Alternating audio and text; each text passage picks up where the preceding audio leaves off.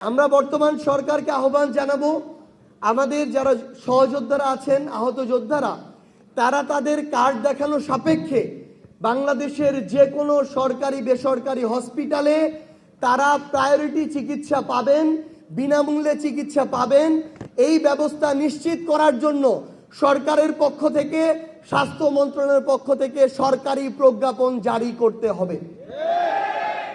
তৃতীয়ত, আমরা কিছুদিন আগে জনাব তারেক রহমান, বাংলাদেশের মাননীয় প্রধানমন্ত্রী, তিনি একটি বড় প্রোগ্রাম করেছেন শহীদ পরিবারদেরকে নিয়ে, আহত যোদ্ধাদেরকে নিয়ে। কিন্তু দুঃখজনক হলেও সত্য, আমরা তার উদ্দেশ্যে বলতে চাই, তিনি শহীদ পরিবার এবং আহত যোদ্ধাদেরকে নিয়ে প্রোগ্রামটা করেন নাই, তাদের একটা অংশকে নিয়ে প্রোগ্রাম করেছেন। ওই প্রোগ্রামে শুধুমাত্র যারা বিএনপি করে কিংবা যারা অভ্যুত্থানের পরে নতুন করে বিএনপি করার ইচ্ছা প্রকাশ করেছে তাদেরকে নিয়ে ওই প্রোগ্রামটা করা হয়েছে। এবং মঞ্চে আহত যোদ্ধাদের প্রতিনিধি হিসেবে যাকে রাখা হয়েছে, আমি শুধু একটা উদাহরণ দেই। শহীদ পরিবার এবং আহত যোদ্ধা যে দলেরই হোক, তাদের বিরুদ্ধে আমার একটা কথাও কখনো মন থেকে আসে না, বলতে পারি না। কিন্তু আমি একটা উদাহরণ দেই। গত পরশুদিন প্রেস ক্লাবের সামনে আমার ওলামা অ্যালায়েন্সের ভাইয়েরা আমাদের প্রতিবাদ একটা কর্মসূচি দিয়েছিল, কেন আমার ভাই আলিফের চোখ তুলে নিল ছাত্রদল, এটার বিরুদ্ধে।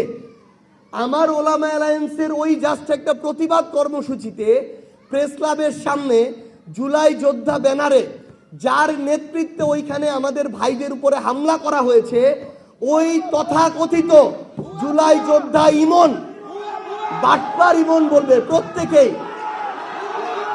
তাকে তারেক রহমান, আমি শেষ করি, তাকে তারেক রহমান একটু, ওই লোককে তারেক রহমান ওই প্রোগ্রামে জুলাই যোদ্ধার প্রতিনিধি হিসেবে তার পাশে মঞ্চে বসিয়ে রেখেছিল।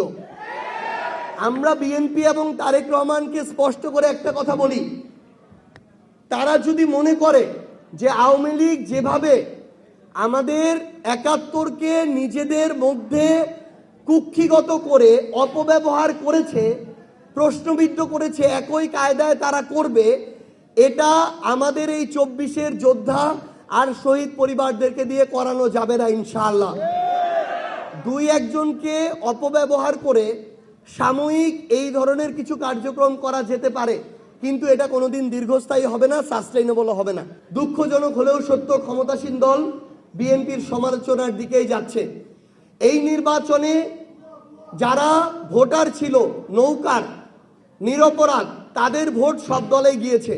কিন্তু আওয়ামী লীগের নেতাদের সাথে স্থানীয়ভাবে, আমরা জানি না দলীয়ভাবে করেছে কিনা বিএনপি, কিন্তু স্থানীয়ভাবে বিএনপির প্রত্যেকটা এমপি ক্যান্ডিডেট স্থানীয়ভাবে আওয়ামী লীগের সকল নেতাদের সাথে নির্বাচনের ২-৩ দিন আগে নেগোসিয়েশনের মধ্য দিয়ে তাদের ভোটগুলো আদায় করেছে।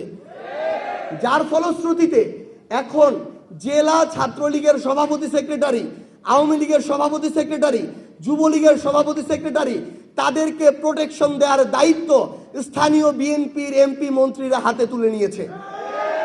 আমরা এই সত্য কথাগুলো বলবো, নাম ধরে বলবো। এতে যদি চোখ উঠিয়ে নেন, আরো ১০০০টা আলিফ প্রস্তুত আছে চোখ দিয়ে দেওয়ার জন্য।